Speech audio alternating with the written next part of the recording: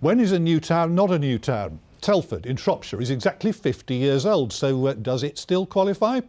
New towns played an important part in Britain's post-war reconstruction. They provided affordable housing in a fresh environment to ease overcrowding in the cities and clear the way for their slums to be pulled down. Joanne Gallagher has been looking back through the archives to find out if the theory has been working out in practice.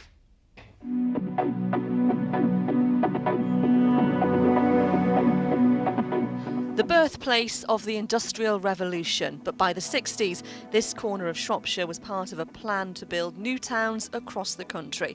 From Shropshire, the 30 miles to the big city seems a long, long way. The scheme was rolled out in 3 waves. Telford was in the third and final stage in 1968, alongside Peterborough, Warrington and Milton Keynes. Rising up from the farmland and dereliction of the pits and ironworks, this would be the answer to housing needs in rundown areas. David Everington worked for Telford's Development Corporation, set up to build the new town. Quite a lot of the people saw Telford as an opportunity to get rid of the dereliction that had been left in what was the East Shropshire coalfield. Literally huge slag heaps all over the place, and were quite pleased about that. John Maiden was tasked by the government to put Telford on the map. And I believe we have an opportunity here to create one of the finest industrial towns, not only in this country, but in the world.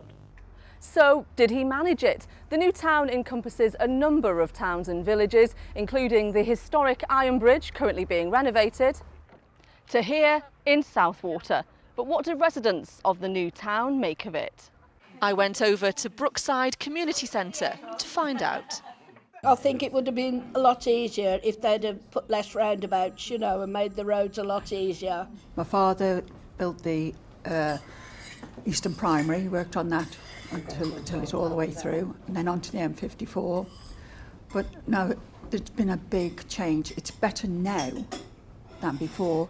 So what were the fears of people living here in the 60s? Undoubtedly, when the new town is finished, it'll be marvellous and everything. But it's obviously not 20 years, it's the 10 years between Madeley as it is and Madeley as it will be. The town has certainly attracted big business to Shropshire. At one point, there were around 30 Japanese companies based here, many including Ricoh Remain, and it was Kim Gilmore's job to get them here.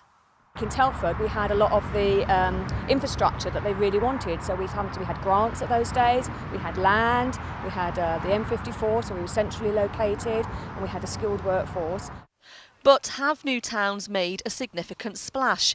Here, Telford's continued to evolve with the £250 million development of Southwater and the building of new homes. But does the town's MP think it's worked? I think Telford has been a huge success and is a perfect example of a thriving new town whose time has come. I think, as with all new towns, we have an issue around decaying infrastructure, housing that was built all at the same time, which is now somewhat faded and needs renewal. It was a town built on hope. We've got to grow up with it, and I think that's half of the excitement in it, is being part of it. We're sort of pioneers, aren't we?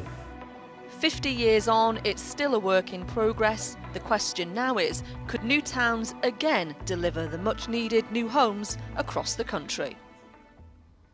Joanne Gallagher. And down the line to Westminster, I asked Katie Locke of the Town and Country Planning Association if a lack of investment had prevented new towns from achieving their full potential.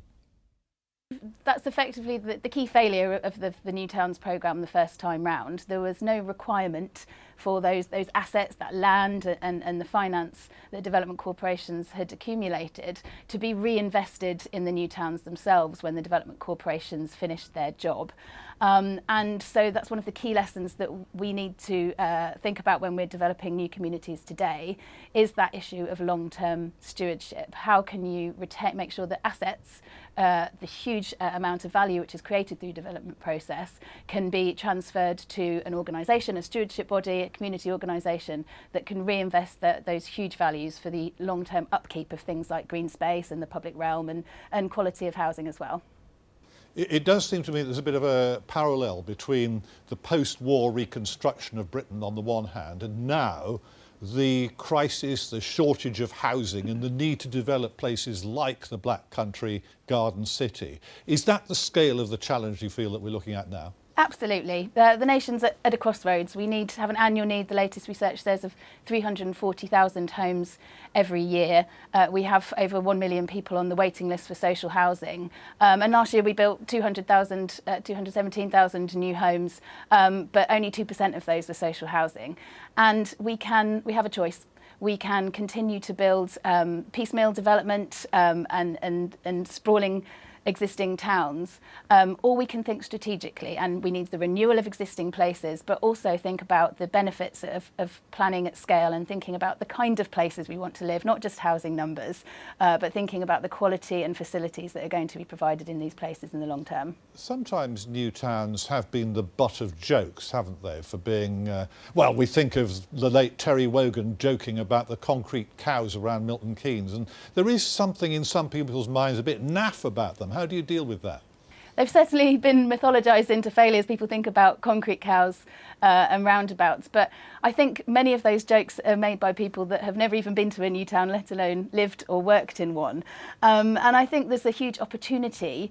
The new towns themselves are recognising that they are a special kind of development, and by using assets such as their fantastic public art, creative design approaches, and fantastic green infrastructure, which helps everything from communities, health and well-being to adapting to climate change. They can actually use those assets as a catalyst for regeneration and a means of celebration.